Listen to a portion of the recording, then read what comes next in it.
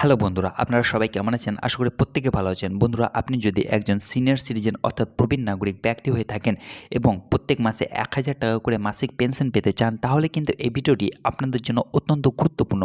কারণ ভারতে থাকা প্রত্যেক সিনিয়র সিটিজেন অর্থাৎ প্রবীণ নাগরিকদের জন্য এমন একটি পেনশন স্কিম চালু হয়েছে, যে স্কিম দ্বারা প্রত্যেক প্রবীণ নাগরিক ৳১,০০০ করে মাসিক পেনশন পাবে।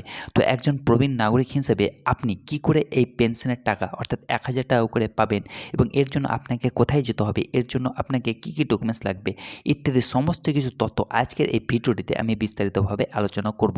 তো আপনাদের রিকোয়েস্ট করব ভিডিওটি স্কিপ না করে প্রথম থেকে শেষ অবধি মনোযোগ সহকারে দেখার, আর আমার এই WB ইনফো ইউটিউব চ্যানেলটিকে সাবস্ক্রাইব করে পাশে থাকার, কারণ আপনার একটি মূল্যবান সাবস্ক্রাইব এই চ্যানেলটির জন্য অত্যন্ত গুরুত্বপূর্ণ। তো বন্ধুরা, দেরি না করে চলুন শুরু করা যাক। তো বন্ধুরা, অন দ্য স্ক্রিন আমি আপনাদের দেখাবো যে সিনিয়র সিটিজেন ব্যক্তিদের জন্য চালু হওয়া ইন্দিরা গান্ধী জাতীয় বৃদ্ধ বয়স পেনশন স্কিম অর্থাৎ IGNOAPS। তো চলুন বিস্তারিত তথ্য আমি আপনাদেরকে জানিয়ে দিই। তো প্রথমত হচ্ছে, এই পেনশন পাওয়ার জন্য আপনার যোগ্যতার মানদণ্ড কী হতে হবে? প্রথমত, আবেদনকারীর বয়স ৬০ বছর বা তার বেশি হতে হবে।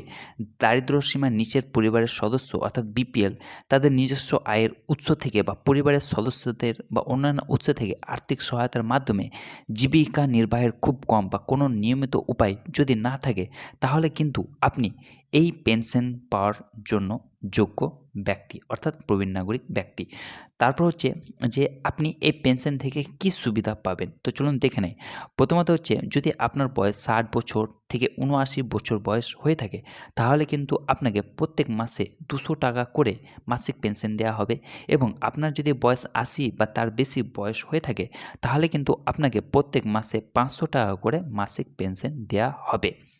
তারপর হচ্ছে বন্ধুরা, যে এই পেনশন পাওয়ার জন্য আপনাকে কিভাবে আবেদন প্রক্রিয়া করতে হবে।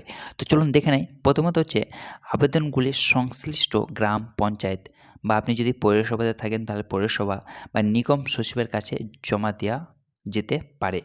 আবেদন জমা দেওয়ার ৪৫ দিনের মধ্যে আপনাদের গ্রাম সম্প্রসারণ অফিসার বা VE বা সচিব কর্তৃপক্ষ দ্বারা একজন অফিসার আপনাদের বাড়ি আসবেন ভেরিফিকেশন করার জন্য। তো এই হচ্ছে এই স্কিম, মানে পেনশন স্কিম আবেদন করার প্রক্রিয়া। তারপর হচ্ছে যে অন্যান্য গুরুত্বপূর্ণ বিষয়। তো চলুন দেখে নেই। প্রকল্পটি গ্রামীণ উন্নয়ন মন্ত্রক দ্বারা বাস্তবায়িত করা হয়। তহবিল প্যাটার্ন কেন্দ্রীয় এবং রাজ্য সরকারের তহবিলের সমন্বয়ে জড়িত। প্রকল্পটি জেলা পর্যায়ে গঠিত ভিজিল্যান্স অ্যান্ড মনিটরিং কমিটি অর্থাৎ VNMC দ্বারা পর্যালোচনা করা হয়ে থাকে।